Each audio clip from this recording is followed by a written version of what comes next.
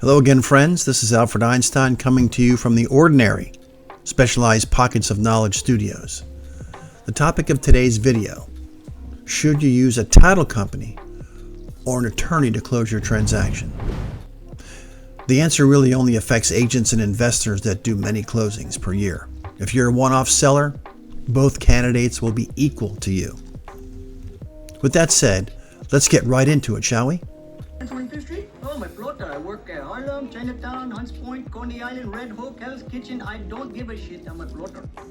For the purposes of our conversation today, a title company that's owned by a title agent is not an attorney. When I was young, my broker taught me that attorneys were deal killers. It wasn't until several years later that I learned that good attorneys are a valuable service to real estate investors and agents alike. Back in the day, closing was held in a conference room with all the parties in attendance, even the agents. An attorney with their law degree hanging behind them sat at the head of the table. This gave him some authority and projected confidence. A licensed title agent is a nice enough guy or a gal, but they're not a lawyer. We'll paint eggs, that's easier.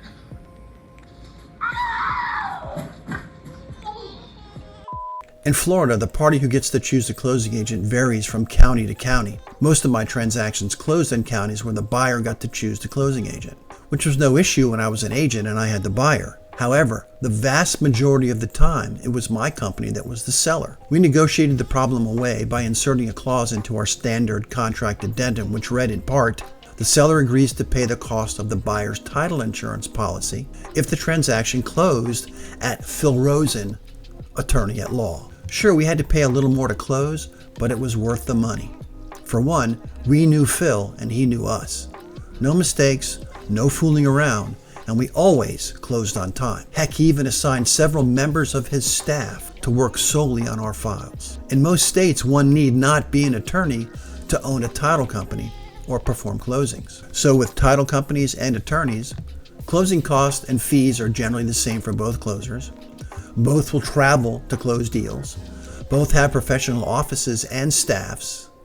Some title companies are even owned by attorneys, and I consider them to be in the attorney column. All right, then. I'm going to ask you to please activate the YouTube notifications by liking, subscribing, and clicking the little bell. We'll be happy to notify you every time our newest videos are published. Thank you. So here we go, the pros and cons. Pro title company. They only do closings. That's their huckleberry. That's what they do. Here's a con for a title company. They only do closings.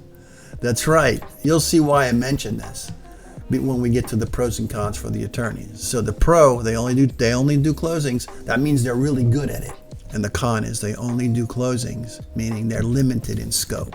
Here we go. Pro for the attorney. Having an attorney that will answer your phone call is an invaluable business asset. You're going to need that. You're going to have legal questions. You can't call the title guy and ask him, but you can call the attorney. Pro attorney, they're a good source of attorney referral. God forbid you need another attorney like a criminal, bankruptcy, something like that. Your attorney knows who the good attorneys are. You can't call the title guy for that.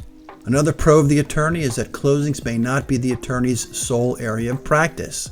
That means you'll be able to pick their brain, take them out to lunch, and learn a lot of stuff that you need to learn. Can't do that with the title guy. I'm sorry, I don't mean to rain on the title guy's parade, but I think you see where I'm going with this. Now, there are some cons for attorneys. They might not be as accessible as you would like.